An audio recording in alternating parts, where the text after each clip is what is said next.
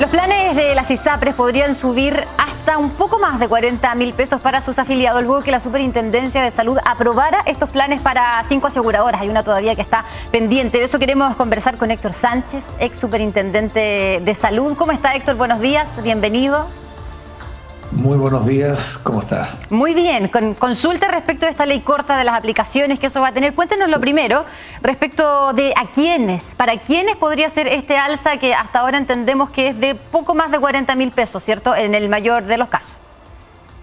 Mira, esto es producto de la ley corta de ISAPRES que aprobó el Parlamento recientemente con el objeto de compensar a las ISAPRES por el pago que tenían que hacer por dos conceptos. El pago por un exceso de cobro, según el tribunal, que se habría incurrido al aplicar una tabla de riesgo que no es la que el tribunal definió en forma definitiva. Y lo segundo es por compensar en parte también el menor ingreso que las ISAPRES recibirían producto de la aplicación de esa nueva tabla de riesgo que baja la recaudación de las ISAPRES. Este valor al cual se está refiriendo en la introducción básicamente tiene que ver con lo siguiente. La ley autorizó un reajuste extraordinario que se aplicaría a partir del mes de octubre y que puede ser de hasta un 10% del valor que tenía el contrato de la persona o del grupo familiar en el mes de julio de 2023.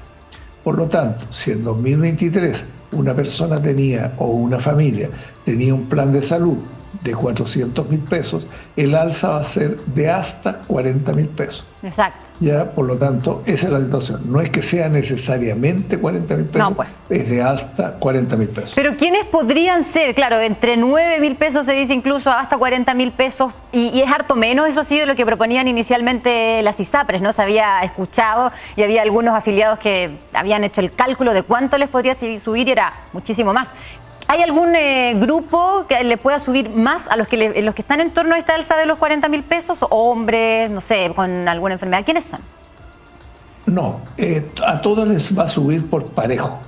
Ya, a todos les va a subir hasta un 10% del valor de la prima en esa fecha. Ya. Lo que sí es importante tener presente es lo siguiente, de que si a un grupo familiar el plan le sube 40.000 pesos y dentro de esa familia hay personas que tienen alguna preexistencia, hay personas mayores de 65 años, hay personas enfermas, ya esas personas en la práctica están obligadas a pagar ese reajuste. En cambio, hay personas que van a tener un reajuste menor, no un porcentaje, el porcentaje va a ser el mismo, de hasta un 10%, ya dependiendo del plan de ajuste que hayan aceptado la superintendencia y el consejo asesor. De tal manera que las personas podrían recibir, por ejemplo, un reajuste, una persona joven podría recibir un reajuste del 10%, que le puede significar, no sé, 15.000 pesos. ¿Ya? Pero esa persona lo puede considerar mucho, porque si es joven, no tiene enfermedades, no está utilizando el ISAPRE, la pregunta que se va a hacer es ¿por qué me están subiendo el plan? Exacto. Y esas personas son las que en definitiva van a terminar abandonando el sistema. Eso. Y probablemente se van a ir a FONASA y van a comprar un seguro complementario. ¿Es probable que eso ocurra? Que tengamos una migración de muchas personas jóvenes, sanas, que se vayan del ISAPRE y prefieran migrar desde ahora a FONASA con algún plan, claro, de seguro complementario. Altamente probable. Ya. Altamente probable porque esas personas son sensibles al precio. Sí. ¿Ya? Y porque en definitiva no usan el sistema en forma regular. Por lo tanto, además, esas personas no se van a ver visto favorecidas por los otros aspectos del dictamen, como por ejemplo que en definitiva les bajó el precio producto de la tabla de riesgo, porque esas personas al ser jóvenes ya tenían una tabla de riesgo baja. Entonces, de tal manera que tampoco se vieron favorecidas por el beneficio. Ya, en consecuencia, esa persona es altamente probable que muchas de ellas se trasladen. Y esto genera el siguiente efecto, Chantal. El efecto es el siguiente.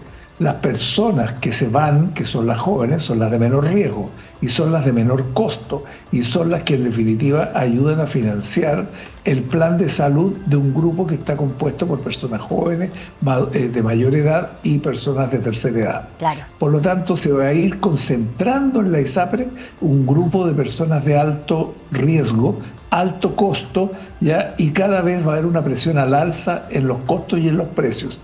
Y cada vez se va a ir produciendo este círculo vicioso de que los más jóvenes, al ver que les suben los precios en forma desproporcionada, esas personas se van a ir y van a ir abandonando. Y esto termina al final probablemente con muchas ISAPRES en una situación financiera muy delicada porque se van a ir quedando con una cartera de un riesgo muy alto, ¿ya? Y ese riesgo le va a significar alza de costo, alza de precio y abandono de los más jóvenes. Exacto, eso me gustaría después que conversáramos respecto de la viabilidad de mantener el modelo o de ISAPRES como está, pero quisiera preguntarle, pensando en evitar a lo mejor una migración, una salida desde las aseguradoras privadas hacia FONASA, ¿existirá una posibilidad, una opción de moverse entre ISAPRES en búsqueda de un plan que le resulte más económico?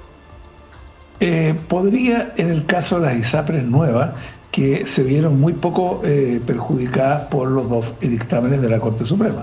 ISAPRES que hayan nacido hace 1 año o 2 años y probablemente pueden tener algún precio un poco menor, pero no va a ser sustancialmente menor. Ya por la política de precios que han aplicado estas ISAPRES.